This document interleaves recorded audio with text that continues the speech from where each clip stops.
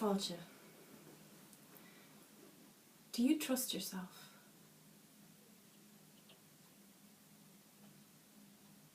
Do you believe and trust your own inner guidance?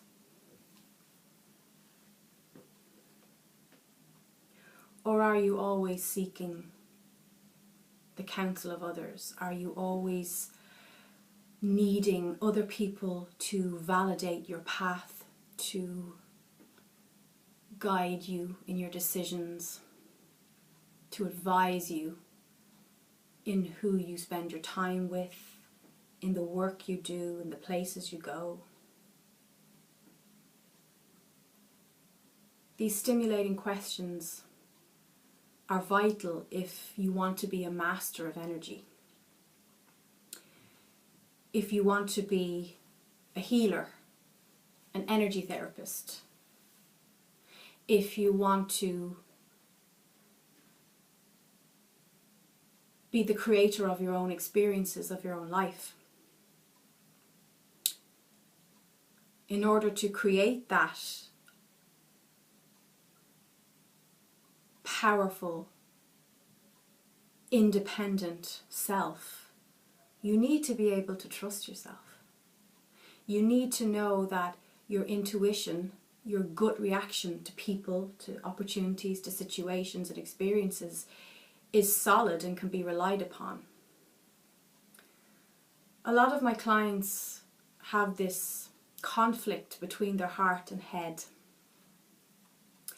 And they ask me, but Aoibhín, how will I know that it's not my ego talking? How will I know that it's my heart speaking to me and not my ego mind running the show?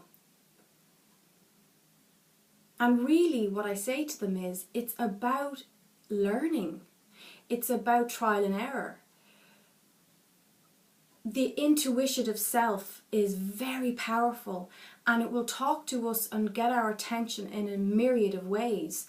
The most common way being the gut reaction to things. And I've had it myself, and when I was a lot younger, in my 20s, there were times I met people, and in particular there was a person I met in my 20s, and I had a really strong gut reaction to him.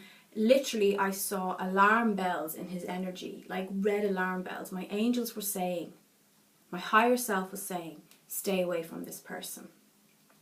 But being young and foolish and not trusting myself, I went against that guidance. I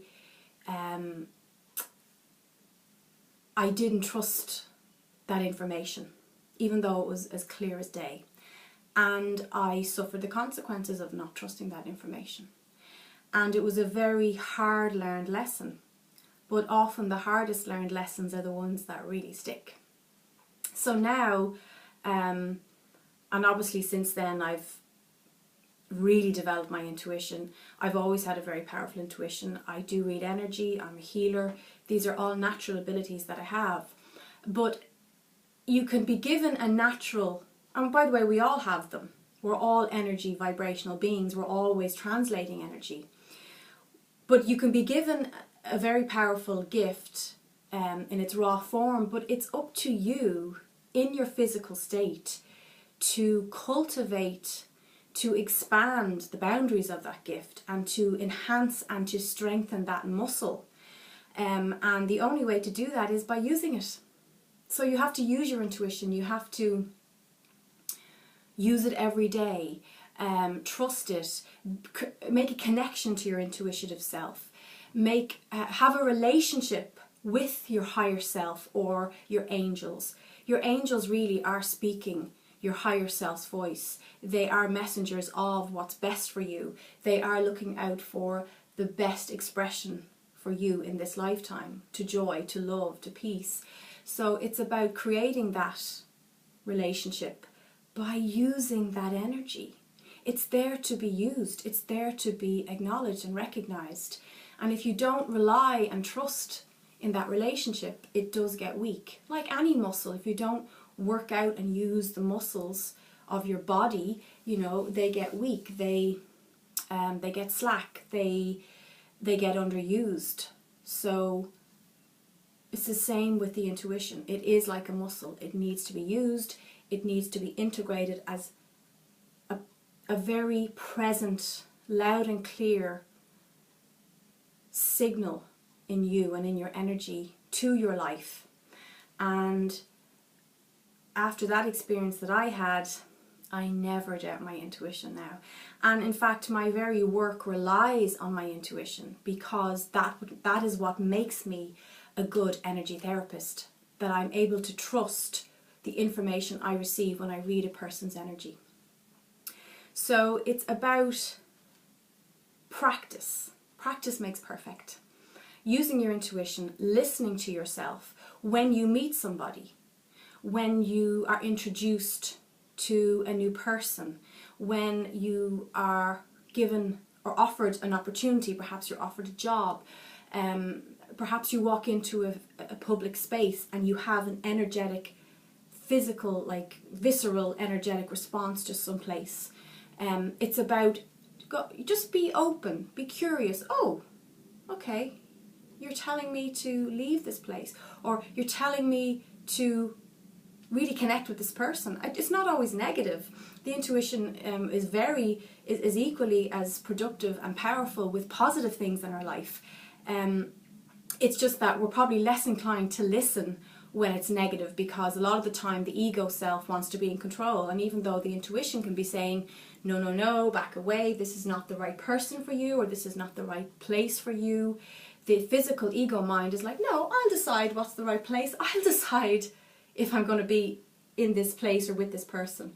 But we often suffer the consequences of that. So it does work, as I said, in positive ways as well.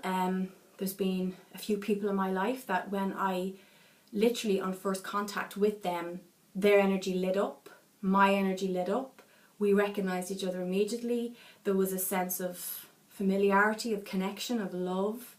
This was my intuition saying, connect with this person, it's safe to move forward, you can really, you can reach out to this person and trust this person. So in all directions, in all experiences, both the positive, the negative, the wanted, the unwanted, it's just about being in tune. It's about being present with the self and not trying to control our feelings and emotions, allowing our emotional reactions to things to guide us, to go with the flow of that. And that means being in receptive mode. And receptive mode is receiving the energy, receiving the guidance, and receiving that flow of life, and allowing life to take us on the journey, rather than the ego self being like, no, this is where I am, this is what I want to do, or no, I'm going to, push myself into that situation, even though all the signs and signals are there saying, please take an alternative route. Sometimes in life we have set ideas about things. We think we know what's best, and the ego self wants to squeeze a square peg in a round hole. And all that leads to is pain, frustration, ending up down the wrong road and having to do a U-turn anyway. So the intuition is trying to save us time and energy, and save us from taking that wrong path, and trying to keep us on the straight and narrow of actually the path of alignment of where we want to go. And where we want to go is really where the soul wants to go, not the ego self. The soul knows where our true happiness is. And sometimes it's just about allowing and trusting that to unfold. It really is. So I think with this fifth dimensional shift into this new earth, we've always been vibrational beings. We've always been souls in a physical body. But with the fifth dimensional reality, we are much more aware. We're much more awake. We're much more conscious of our intuition, of our energetic soulful selves. The spiritual self is clearer for us. It's not subdued and buried away in the background so much. And this is a wonderful, wonderful thing. So use that energy, tune in, Be present. Meditation, deep breathing, clearing the mind, quietening the mind, creating stillness in your day will help you activate your intuition. If you have any pressing question in your life right now, I really advise you take 15-20 minutes, set your alarm clock, go somewhere quiet and peaceful, lie down or sit back, close your eyes, clear your mind, focus on the breath. Every time the mind wanders, oh, what am I going to do about this decision? What am I going to do? Take a deep breath. When we're breathing deeply, when we're breathing deep down into the diaphragm and we're fully present with the breath, we can't have the monkey mind running around. It takes you out of the monkey mind and it brings you into a neutral place. The neutral place will give you the answer. When you allow the neutral place just to be neutral, just to be steady, just to be calm, listen. That's when you'll get your clarity. I hope this was helpful. Have a great day.